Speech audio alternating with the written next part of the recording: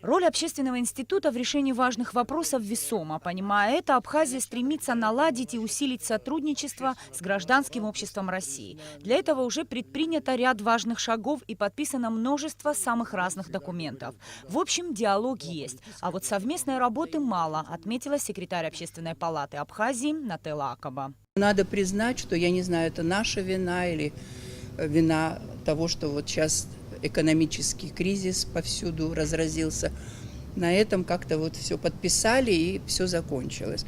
И я бы очень хотела попросить вот Алексея Аркадьевича, чтобы он вот приложил какие-то свои усилия для того, чтобы сотрудничество вот между рядовыми гражданами, их общение, их личные контакты как-то укреплялись. Для того, чтобы сотрудничество и диалог развивались более высокими темпами, нужна совместная работа в самых разных направлениях. Главное – наладить взаимодействие организаций и гражданина, отмечали члены Общественной палаты.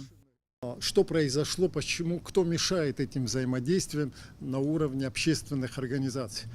Знаете, это будет, может быть, странное мое заключение, но мешают органы исполнительной власти. Тогда межгосударственных отношений не было. Государство, особенно со стороны абхазских властей, поощряло, помогало общественной организации выйти на эти площадки, куда их тогда не допускали. И они активно взаимодействовали, работали, продвигали многие вопросы. Мне кажется, никому недостаточно просто говорить о том, что мы правовое государство. У нас есть проблемы с реализацией вот этой идеи правового государства. Я думаю, что они есть и отчасти и в России. И есть целый ряд серьезных организаций, экспертных, гражданских, которые занимаются этим вопросом. Если мы как-то сможем шаг за шагом налаживать отношения с ними, не только с западными, но и с российскими гражданскими организациями, это будет очень полезно. Алексей Двинянин поблагодарил членов Общественной палаты за встречу и выразил надежду, что темы, которые сегодня поднимаются общественниками, актуальны и значимы для граждан двух стран. Буквально завтра вот будет 2 месяца, как я приехал в вашу страну души, великолепную республику Абхазия, которые меня несколько удивили. Я понимаю, что на государственном уровне отношений с Грузией у вас нет. Это понятно. Но вот, допустим, даже в ходе нашей сегодняшней беседы в основном затрагиваете вопросы российско-абхазских отношений, то есть как бы откладывая в сторону проблемы взаимоотношений с Грузией. Но это же в любом случае ваш сосед, с которым, наверное, нужно стремиться установить добрососедские отношения.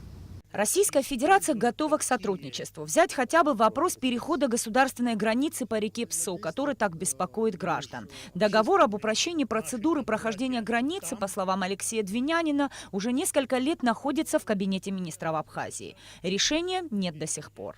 Между Республикой Абхазия и Российской Федерацией до сих пор не подписан договор о линии прохождения границы. Ну, простите, мы его передали еще 4 года назад, проект российского договора. Да. В чем проблема? Мне непонятно. Я считаю, что такие вещи, они должны были бы быть решены автоматически.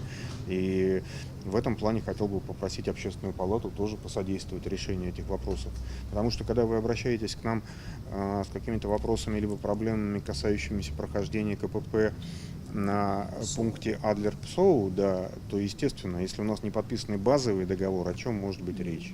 Более чем за час члены Общественной палаты обсудили с послом России самый разный спектр вопросов. Говорили об экономической ситуации в стране и об энергетике, о промышленности и производстве. Леонид Осия уверен, любой бизнес в Абхазии не может выжить без российского рынка. В развитии экономики, производства, к сожалению, сегодня у нас нет таких больших продвижений.